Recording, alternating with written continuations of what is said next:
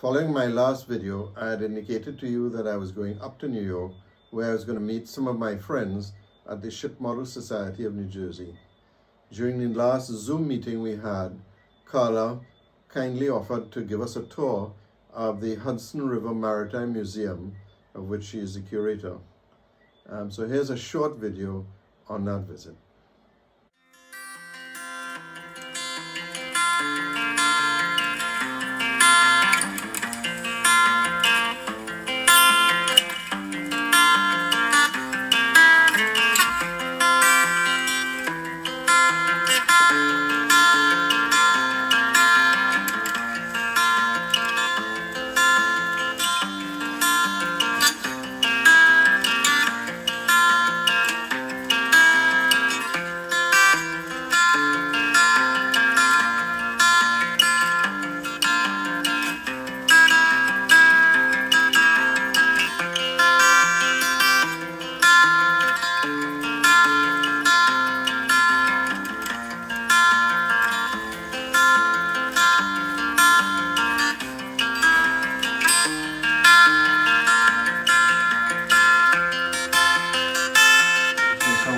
Bicentennial in 2025. So a couple of the other canals actually opened before that. And so we have this rolling bicentennial. We thought it was a good time to take a look at the impact the canals had on the history of the Hudson River. So revolutionary change in what happened in the river, which is the connection to the Hudson River Maritime Museum. So this room is just an exploration of the impact those canals had. We've got almost like an HO train set here that we invented before COVID for kids to actually play with canal boats. And we had operational locks, which one of our trustees figured out how to work. You had a gap here that went into Honesdale, but the important gap was through here, which went through the Appalachian chain, almost at a water level route. Yeah. And then connected with Lake Erie, at or about Buffalo. But it was also very close to Oswego. So another canal went up to Oswego and connected to Lake Ontario. To where we are here. Around it, yep. And then barged it down. But it's really a very fine model, very accurate representation of the clear water as she was when she was launched. I can see that, yeah. Yeah. That. Oh, terrific. Yeah. Nice. If you'd be willing to share those photos, that'd be wonderful.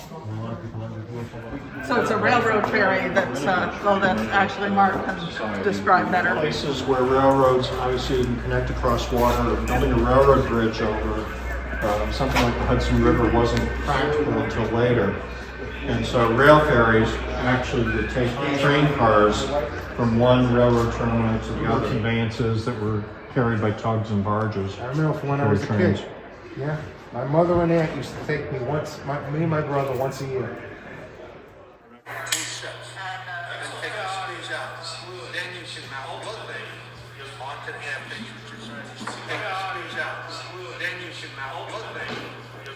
They've been pre-hinged, so I can just drop the pin in. Got a bench. But what I do is I drill the pinhole out to the pin, so the pin goes in and out quick. Yeah.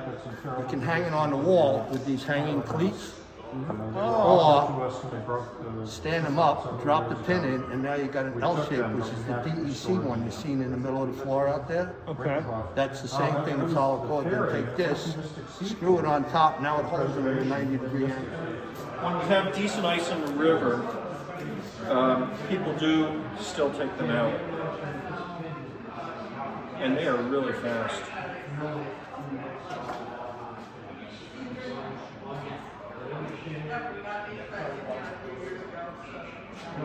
Oh. But that's indicated here, but it's telling you here what port and starboard. And you know, it's funny, Bart Alec and the reporter in the New York Times asked me what's the right hand side and the left hand side of the boat, and I really couldn't answer it.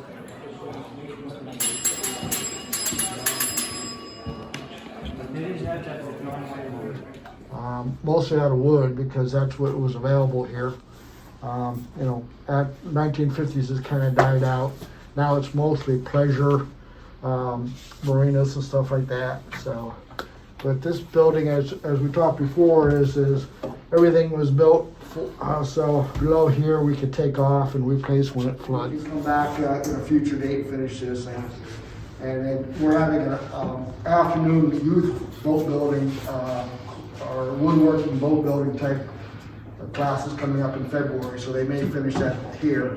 We also do a kind of a group boat building sessions that we can have. We've got a family coming up in one weekend in January. They're going to build a boat a little bit bigger than this. We've had a boat building challenge weekend here in the past, but as there's a lot of stuff, COVID put a damper on quite a bit of activities going on. This is our archives and collections center.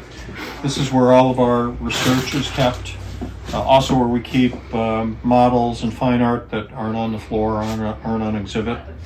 I put a couple models out here. We have a couple of volunteers that work and conserve historic ship models. I'm one of them. We got a guy named Charlie Potter does work. Charlie restored this one recently. The paddle wheels had been made out of cardboard originally, and they were gone. There was no point in making them out of cardboard again. So we made them out of plywood, but made them exactly as they had been in cardboard, but it's a good compromise. And Charlie's a real artist. He didn't want the model to look brand new. He did a general cleaning and reconnected things that were broken, but it still looks as though it has some age, which was the whole point. You did it right. Yeah. So I think he did a great job on that. I restored that one. It was on exhibit at our Albany Airport exhibit. We had a small exhibit at the airport, and it had a lot of broken parts, and so I fixed the broken parts and re-rigged it. Very nice job. Thanks. And this is a real interesting model. It's a primitive, very early generation Hudson River steamboat called the Star. And the model's quite old too. I don't know exactly how old, but we've done some conservation work on this in recent years. It's been in a number of our exhibits. It has a crosshead engine. But there are a lot of things we don't understand about the model. There was a steamboat named Star in Troy from about the same time period, but I'm not sure it's the same one. One of the things about conserving antique ship models is trying not to remove any evidence of that long history unless you're documenting it very carefully.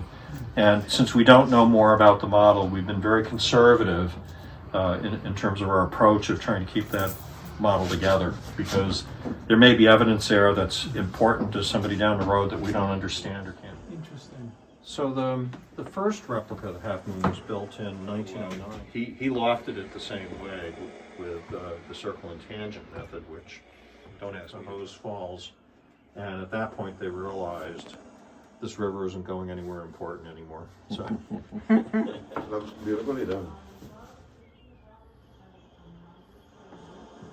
This is pen and ink, or is this a it's an ink. straight out of geometry? It is, and they didn't build templates the way well. yeah, you can see the funnel. That's the actual boat.